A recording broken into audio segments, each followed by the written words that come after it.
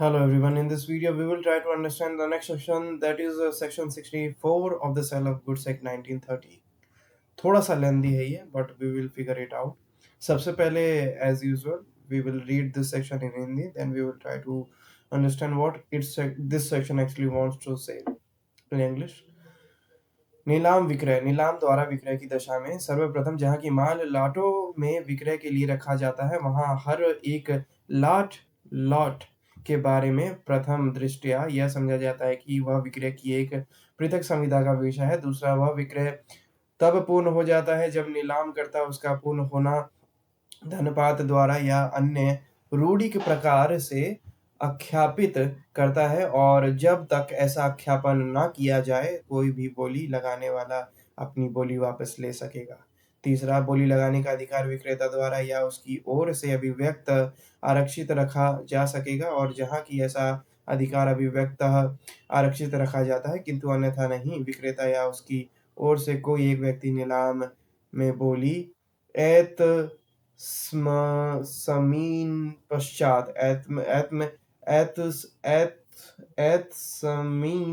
समीन पश्चात अंतविष्ट उपबंधों के अधीन लगा सकेगा। चौथा, जहाँ की विक्रय का विक्रेता की ओर से बोली लगाने के अधिकार के अधीन होना अधिसूचित नहीं है, वहाँ ऐसे विक्रय में स्वयं बोली लगाना या किसी व्यक्ति को बोली लगाने के लिए नियोजित करना विक्रेता के लिए विधिपूर्ण ना होगा, और ना नीलामकर्ता के लिए यह विधिपूर्ण होगा कि वह विक्रेता से या ऐसे व्यक्ति से कोई बोली जानते हुए ले, और इस नियम के उल्लंघनकारी विक्रय को क्रेता कपटपूर्ण मान सकेगा। पांचवा, विक्रय का किसी आरक्षित कीमत या अपसेट कीमत के अधीन होना अधिसूचित किया जा सकेगा। छठा, यदि विक्रेता अपदेशी बोली का प्रयोग कीमत बढ़ाने के लिए करता है तो विक्रय क्रेता के विकल्प पर शून्य करनीय है। ठीक है, this was in Hindi. We will try to now read the English section, what it says in English. Okay, auction sale, auction के ड्यूरेशन में, auction के टाइम पे अगर कोई किसी प्रकार का सेल होता है तो उससे रिलेटेड प्रोविजन जो है हमें सेक्शन 64 में देखने को मिलेगा। In the case of sale by auction, कि कोई भी गुड्स है वो ऑक्शन में जाता है और वहाँ पे सेल होता है, तो वैसे उससे रिलेटेड प्रोविजन क्या क्या है। कुछ पॉइंट्स है, 6 पॉइंट्स है। क्या ये 6 पॉइंट्स क्या कहते हैं? सबसे पहला कहता है where goods are put up for sale in lots, कि जहाँ पर एक से अधिक गुड्स हैं और सभी को लॉट में डिवाइड किया गया है। लॉट बेसिकली मीन्स कि एक डिस्ट्रीब्यूशन, डिवीजन, ठीक है, गुड्स का। मान लीजिए 4 बोतल यहाँ पे रखी गई, एक चेयर और 3 टेबल का सेट हो गया, जबकि चेयर और टेबल अलग है लेकिन इसका एक सेट बना दिया। कंप्यूटर, पीसी और टेबल, इसका एक सेट बना दिया। तो ऐसे करके लॉट, और हर एक लॉट में डिफरेंट डिफरेंट गुड्स भी हो सकते हैं। तो लॉट के बारे में इसमें बात हुई है कि where goods are put up for sale in lots, कि जहाँ पर गुड्स जो है वो सेल के लिए लॉट्स में रखे गए हैं। Each lot is prima facie deemed to be the subject of a separate contract of sale. वो सभी लॉट जो हैं और सभी लॉट्स के जो सेल होंगे वो सिंगल कॉन्ट्रैक्ट ऑफ सेल में फॉल करेंगे। मतलब एक लॉट एक कॉन्ट्रैक्ट ऑफ सेल फॉर्म करेगा, एक लॉट एक ही कॉन्ट्रैक्ट फॉर्म करेगा। ठीक है, एक लॉट 2 कॉन्ट्रैक्ट फॉर्म नहीं करेगा। एक लॉट में जितने गुड्स हैं सबके लिए एक contract of sale. What subsection 2 says? The sale is complete. Sale is complete when the auctioneer announces its completion by the fall of the hammer or in other customary manner. तो cell कब complete मान लिया जाएगा? जब auctioneer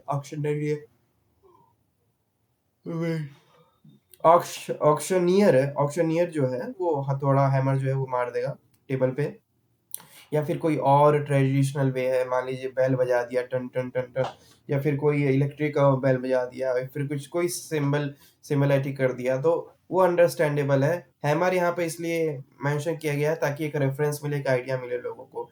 तो hammer के साथ ही ये कहता है कि या फिर कोई और दूसरा तरीका हो और इन अदर कस्टमरी मैनर, तो वो भी किया जा सकता है। तो जब वो कर देगा ऑक्शनियर, तब मान लिया जाएगा कि जो ऑक्शन है वो कंप्लीट हो गया है।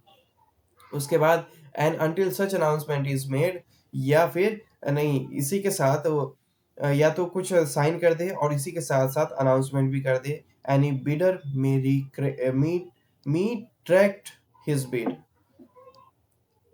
और जब तक वो सिंबल यूज नहीं करता है,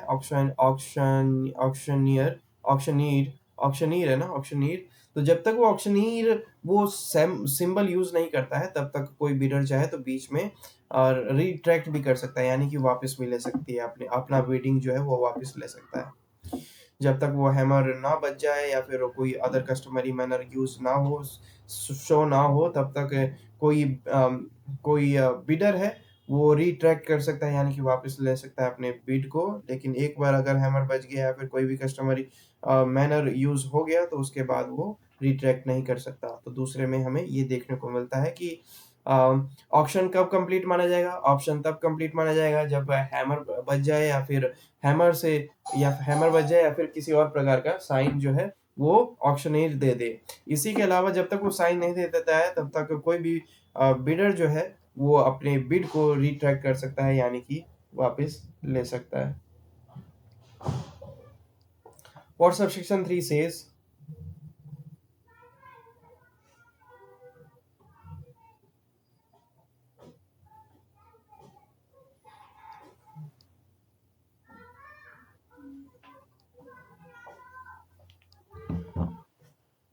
What subsection 3 says? A right to bid may be reserved expressly by or on behalf of the seller।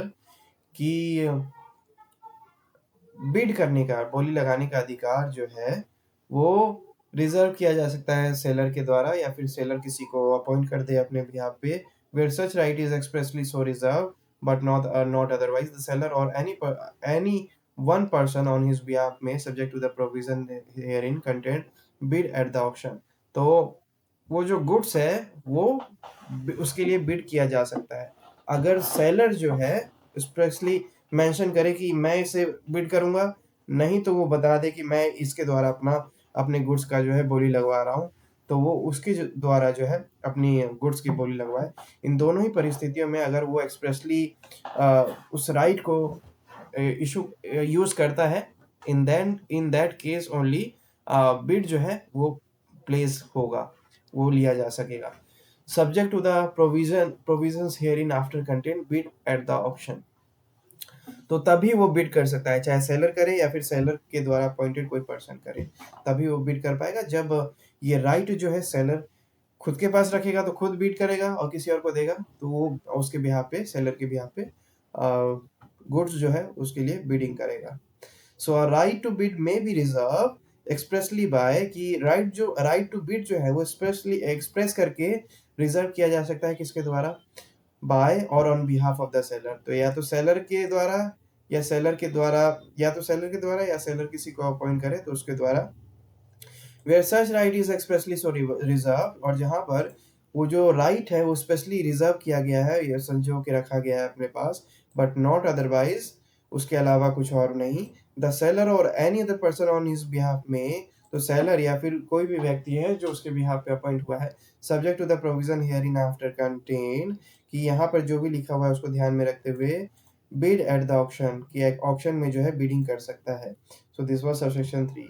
Now see what subsection 4 says, where the sale is not notified to be subject to a right to bid on behalf of the seller। और वहीं पर third ही continue हो रहा है कि वहीं पर अगर सेलर ये नोटिफाई नहीं करता है कि वो जो राइट टू बिड है, उसके राइट टू बिड उसके पास है, it shall not be lawful to for the seller.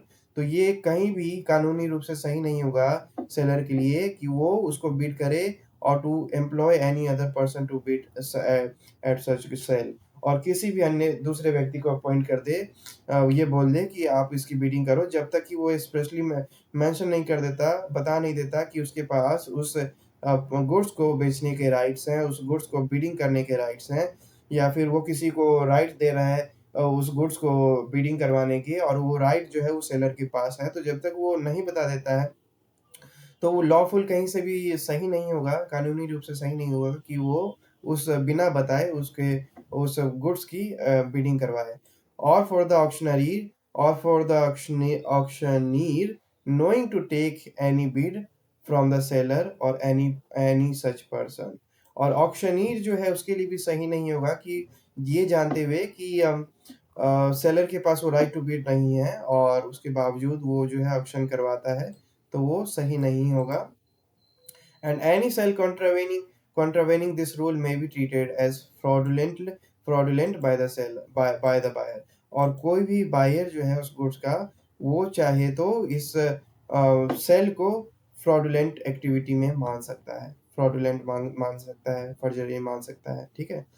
So where the seller is not notified to be subject to a right to bid on behalf of the seller, कि जहाँ पे cell हो रहा हो और वहाँ पे ये नोटिफाई ना किया गया हो कि राइट टू बिड जो है वो सेलर के बिहाफ पे कौन है, या तो सेलर है या सेलर के बिहाफ पे कोई और है, और सेलर के पास एक्चुअल में है भी या नहीं, इट्स नॉट बी लॉफुल, तो ये लॉफुल नहीं होगा फॉर द सेलर के लिए टू बिड हिमसेल्फ और to annoy any person to bid at such sale, और टू बिड हिमसेल्फ कि सेलर खुद से उसको बिड करे या फिर किसी और दूसरे व्यक्ति से बिड करवाए, और for the auctioneer knowingly to take any bid from the seller, और किसी भी ऑक्शनर के लिए कि जानते हुए भी कि सेलर के पास राइट नहीं है, वो उस गुड्स को बिडिंग पे लगा they from the seller or any other person, उस सेलर से लेके या फिर उस सेलर के बिहाफ पे किसी से लेके। And any sale contravening this rule, और कोई भी सेल जो ऐसा होता है जो इस नियमों का उल्लंघन करता है, तो वो फ्रॉडुलेंट में ही माना जाएगा बायर के द्वारा। Now what subsection 5 says, the sale may be notified to be subject to a reserve और अपसेट प्राइस। जो भी सेल होगा गुड्स का, तो उसमें एक रिजर्व और अपसेट प्राइस जो है रखा जा सकता है। रिजर्व और अपसेट प्राइस की मतलब मिनिमम प्राइस जो है वो रखा जा सकता है, और वहां से बिडिंग जो है स्टार्ट होगी। तो यहाँ पर मे भी है कि मतलब ऐसा रखा जा सकता है, और बताना होगा, नोटिफाई करना होगा लोगों को, ठीक है, जो भी बिडिंग में है।